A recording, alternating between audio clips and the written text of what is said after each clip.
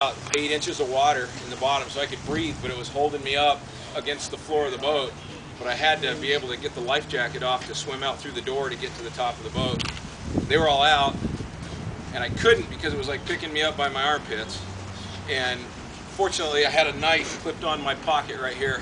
I picked up the knife and I popped both cells of the life jacket, and it deflated. And then I swam down. I found the bait tank and ran and went to the edge.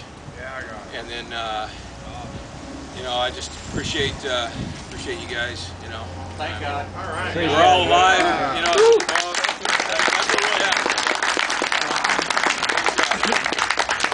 Fishing until July in a pond. We can just Amen. I'm glad you're okay. Yeah. Seriously, that's all that matters.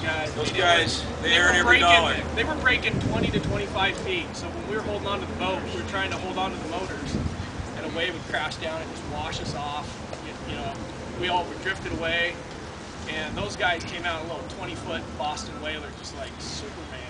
I mean, it was incredible. Dove in the water. Yeah, I jumped in the water with their paddle boards. Grabbed Steven right when he was going under. He was underwater when they got him. You know, he's at the hospital, and he's my son, and he'll be there tonight. But He's okay? He's gonna be okay. Okay. But he was on his last breath when those lifeguards got him.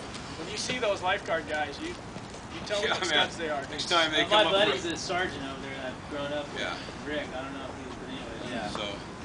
Did anybody else have PFDs on? Just out of curiosity. Anyway, what? Did anybody else have PFDs? We had the PFDs we had them all out. Right out, but we had to swim down. We could swim underneath, so we couldn't put them on. Out. I had to dive. The water was filled up in the cabin, and I had to go down to the bottom and press my feet to try and push the door open. It took 2 of us. So we couldn't have life jackets on.